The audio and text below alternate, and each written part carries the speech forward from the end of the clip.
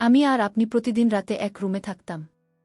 কিন্তু মাঝে মধ্যে প্রায় লক্ষ্য করতাম আবু গভীর রাতে ঘুম থেকে উঠে অন্ধকারে কোথায় যেন চলে যেত। আবার 2 থেকে 3 ঘন্টা পর সেখান থেকে এসে চুপি চুপি করে আমার পাশে শুয়ে পড়ত। কিন্তু যখন আপু আমার পাশে এসে শীত তখন আপুকে খুব পরিশ্রমী এবং ক্লান্তির মনে হতো। মনে হচ্ছে কোনো পরিশ্রমের কাজ করে এসেছি। একদিন আমি ঘটনাটি রহস্য জানার জন্য আপু যখন গভীর রাতে অন্ধকার রুম থেকে বেরিয়ে যায় তখন আমি সেই ঘটনা রহস্যই জানার জন্য আপুর পিছন পিছন গেলাম। আমি দেখতে পেলাম আপু আস্তে আস্তে করে বাড়িওয়ালা রুমে প্রবেশ করেছে। তারপর আমি ভাবলাম দেখি আপু বাড়িওয়ালার সাথে কি করে, তাই ঘটনাটি জানার জন্য দরজার পাশে কান পেতে দাঁড়িয়ে রইলাম। একটু পর যা শুনতে পেলাম তা শুনলে বন্ধুরা তোমাদের মাথা গরম হয়ে যাবে। বন্ধুরা, গল্পটি অনেক ইন্টারেস্টিং। আশা করি তোমরা পুরো গল্পটা শুনবে। তবে গল্পটি শোনার পূর্বে বন্ধুরা, তোমাদের নিকট আমার ছোট একটা অনুরোধ, তোমরা দয়া করে আমার চ্যানেলটি সাবস্ক্রাইব করে আমাকে সাপোর্ট করবে। হ্যালো বন্ধুরা, আমি নূরজাহান নূর। কেমন আছো তোমরা সবাই? আমি আবারও চলে আসলাম তোমাদেরকে মজা দেওয়ার জন্য আর একটি নতুন গল্প নিয়ে। আজকে গল্পটি আমার নিজের বাস্তব জীবনের একটি গল্প। বন্ধুরা, বর্তমানে আমার বয়স 30। তবে আজকে আমি তোমাদেরকে যে গল্পটি বলব তখন আমার বয়স ছিল 15। ছোটবেলা থেকেই আমাদের বাবা মারা যায়। আমাদের কোনো ভাই নেই, আমরা 2 বোন। মা অনেক কষ্ট করে আমাদেরকে বড় করে তুলেছেন। কিন্তু দুঃখের ব্যাপার হলো, যখন আমার বয়স 12 কি 13 হবে এবং আমার বড় বোনের বয়স 15 থেকে 16 হবে, তখন আমার মা ও মারা যায়। আর এদিকে আমাদের পারিবারিক অবস্থা খুব একটা ভালো ছিল না, যে কারণে আমরা এলাকার কিছু মানুষের সহায়তায় চলে আসি আমাদের গ্রামের বাড়ি থেকে ঢাকা শহরে কাজের সন্ধানে। আমার বড় বোনের নাম শিমুল। আমি আর শিমুল আপা আমাদের এলাকার এক আত্মীয়র বাসায় এসে উঠলাম। কিন্তু ঢাকা শহর, কেউ কাউকে এক বেলা খেতে দেবে, কিন্তু থাকার স্থান দিবে না, দেওয়াটা কষ্টকর হয়ে যায়।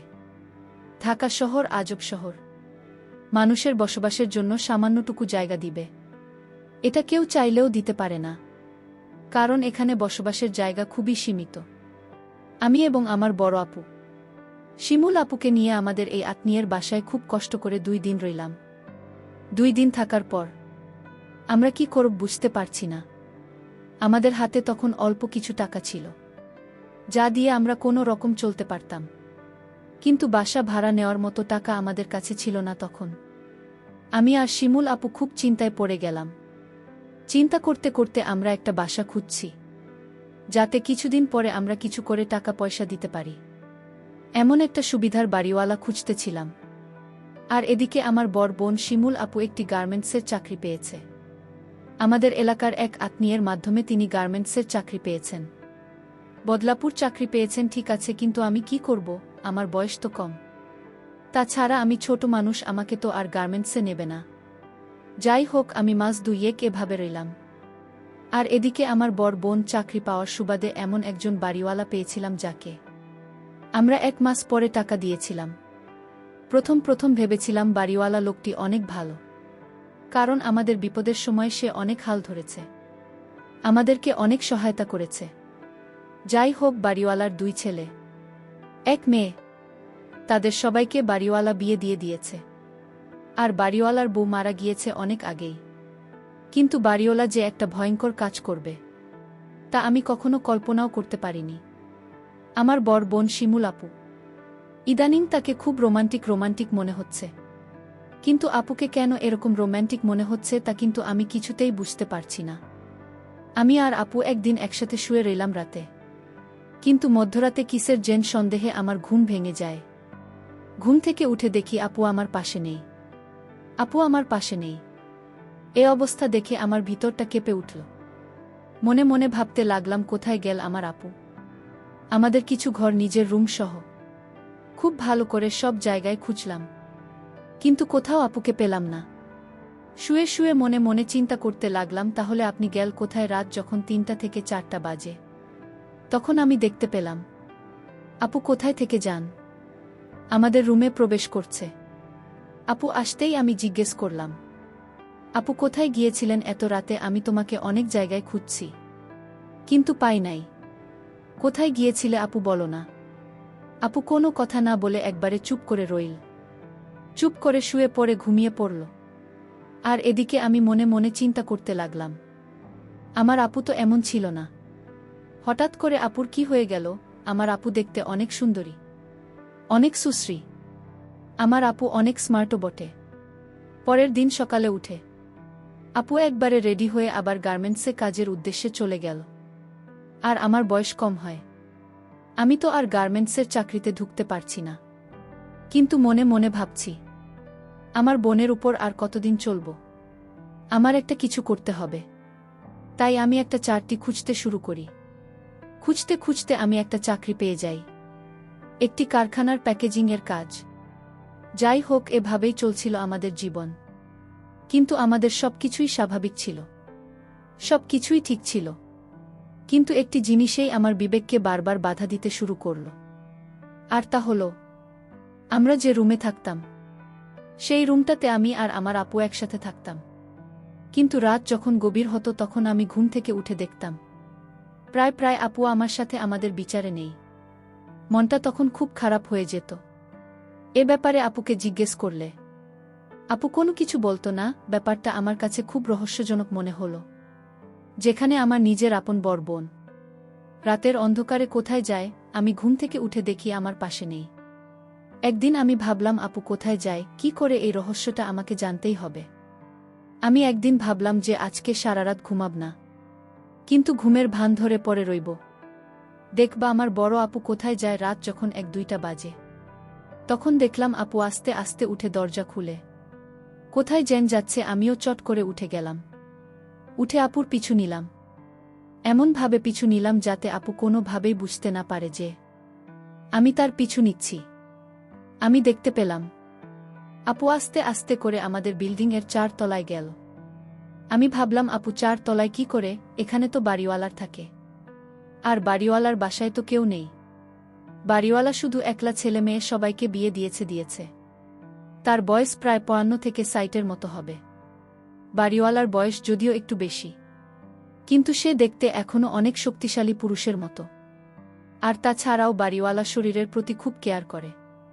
তাদের কোনো অভাব নাই তো, যে কারণে শরীর স্বাস্থ্যের প্রতি তারা প্রচুর যত্নশীল হয়। আমি দেখতে পেলাম আপু আস্তে আস্তে করে বাড়িওয়ালার যে রুমে থাকে সে রুমে প্রবেশ করে গেল। কিন্তু আমি একটা জিনিস দেখে খুব আতঙ্কিত হয়ে গেলাম। বাড়িওয়ালার রুমের দরজা ভেতর থেকে লাগানো ছিল না। তাহলে কি প্রতিদিন ও সেখানে যেত?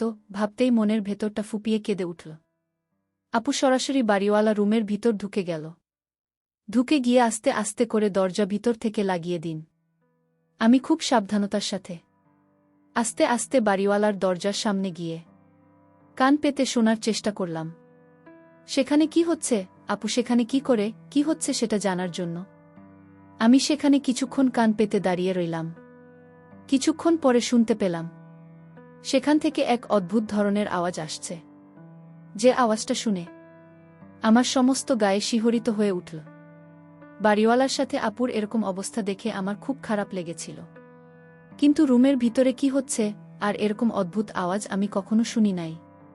এরকম অদ্ভুত আওয়াজ কেন হয় আমি কিছুতেই বুঝতে পারি নাই।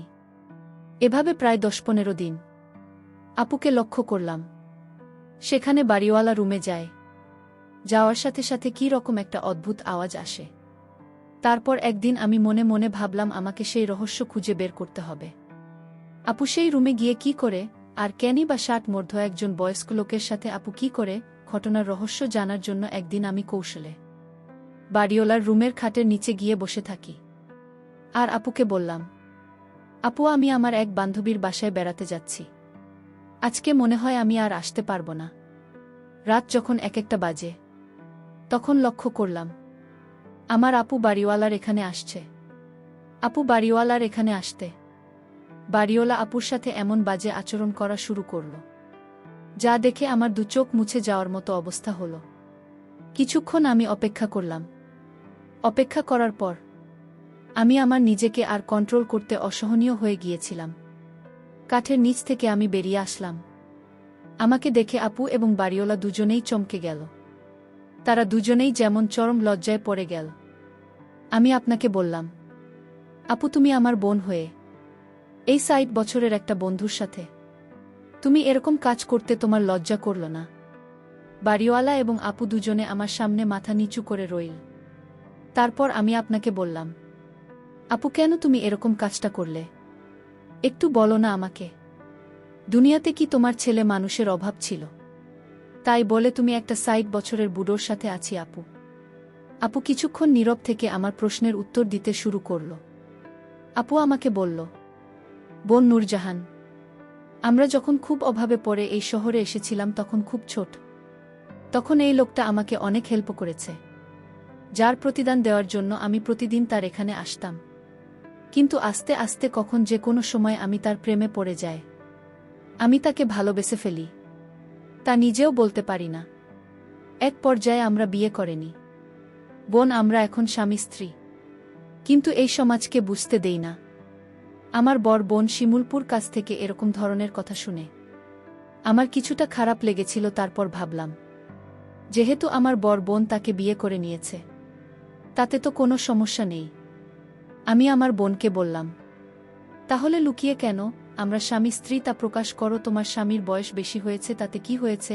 যেহেতু তুমি বিয়ে করে ফেলেছ, তাহলে এটা প্রকাশ করতে অসুবিধাটা কোথায়? তারপর এক পর্যায়ে আমার বোন এবং বাড়িওয়ালা আমার বোনকে স্বীকৃতি দিয়ে সমাজের কাছে এটা প্রকাশ করল। কিন্তু বাড়িওয়ালার স্বভাব চরিত্র খুব একটা ভাল ছিল না। সে আমার দিকে মাঝে মধ্যে কেমন করে জেনে তাকিয়ে থাকত। আর সবচেয়ে বড় কথা হলো, যখন আমার আপু তাদের বিয়ের কথা প্রকাশ করে, তখন থেকে আমি আপনাদের বাসায় থাকি।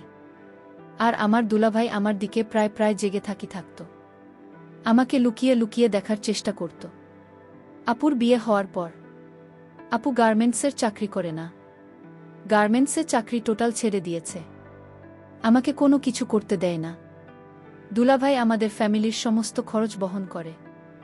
একদিন যখন আমি ঘুমিয়ে রইলাম, গভীর রাতের লক্ষ্য করলাম কেউ আমার সাথে খারাপ কিছু করার চেষ্টা করছে। প্রথমত আমি ভাবছিলাম সেটা আমি স্বপ্ন দেখছি, কিন্তু যখন বিষয়টি আরও জটিল হতে শুরু করল, তখন আমার ঘুম ভেঙে গেল। আমি অনেক জোরাজুরি করার চেষ্টা করছি ছোটার জন্য, কিন্তু কোনোভাবেই ছুতে পারছিলাম না। মনে হচ্ছিল যেন আমার উপর ক্ষুধার্ত বাঘের মতো আক্রমণ করেছিল। শেষ পর্যন্ত অনেক পরিশ্রম করে আমি তার কাছ থেকে নিজেকে ছাড়িয়ে নিয়ে আমার রুমের বাতি অন করতে দেখলাম। সে তো আর কেউ নয়, সে আমার বর বোনের স্বামী, অর্থাৎ আমার দুলাভাই।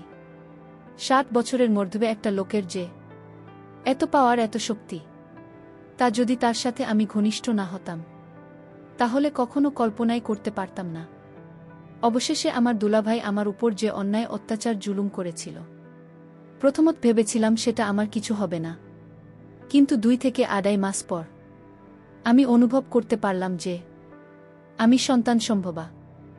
বিষয়টি যখন আমি জানতে পারি, তখন আমার খুব খারাপ লেগেছিল। আমি কি করব কিছু খুঁজে পাচ্ছিলাম না। তারপর আপুর কাছে বিষয়টি পরিষ্কার করে খুলে বলি, আপু দুলাভাইকে অনেক বকাবকি করে, অনেক তিরস্কার করার পরে আপনি যেই সিদ্ধান্ত নিল যে দুলাভাইয়ের সাথে আমাকে বিয়ে দিবে, আর তা না হলে সন্তানের কি হবে? সন্তানের এমন এক পর্যায়ে গেল যেখানে যদি সন্তানটাকে আমি নষ্ট করে ফেলি, তাহলে আমার জীবনের হুমকি হয়ে দাঁড়াবে। ডাক্তারের কাছে পরামর্শ নিলে ডাক্তার বলল, এটা নষ্ট করার কোনোভাবে উচিত না। তারপর আপনি নিজের থেকেই আমার দুলাভাইকে বিয়ে দিয়ে দিন। হয়ে গেলাম বনে বনে সত্যি। বন্ধুরা, এখন আমি আর আমার বোন মিলে খুব ভালোই আছি। বন্ধুরা, যদিও আমার দুলাভাই প্লাস জামা একটু বয়স বেশি, তারপরেও আমাদেরকে তিনি খুব সুখে রাখেন। বন্ধুরা, তোমরা সকলে আমার জন্য দোয়া করবেন। পরিশেষে আমি তোমাদেরকে বলব, বন্ধুরা, এই পৃথিবীতে হাজার হাজার কোটি কোটি লোক আছে। তাদের মধ্যে কোনটা মুখ আর কোনটা মুখোশ তা চিনা খুবই কঠিন। আর এমন কিছু ঘটনা এ পৃথিবীতে ঘটে যা সাধারণত স্বাভাবিক কোনো মানুষ মেনে নিতে খুবই কষ্ট হয়। আর আমার ক্ষেত্রেও তাই হয়েছিল। তারপরেও ভাগ্যের পরিহাসে মেনে নিতে বাধ্য হয়েছিলাম। বন্ধুরা, আজকে এই পর্যন্তই। আবারও আসব তোমাদের মধ্যে নতুন কোনো ভিডিও নিয়ে। ভিডিওটি যদি তোমাদের ভালো লাগে তাহলে একটি লাইক দাও। প্রতিদিন আমি তোমাদেরকে একটা করে নতুন গল্প উপহার দেব, তাই তোমাদেরকে অনুরোধ করে বলছি, তোমরা যদি এরকম ধরনের ইন্টারেস্টিং গল্প পেতে চাও, তাহলে দয়া করে আমার চ্যানেলটি সাবস্ক্রাইব করো। পরিশেষে তোমাদের সকলের সুস্বাস্থ্য কামনা করি। ভিডিওটি দেখার জন্য তোমাদের সকলকে অসংখ্য ধন্যবাদ।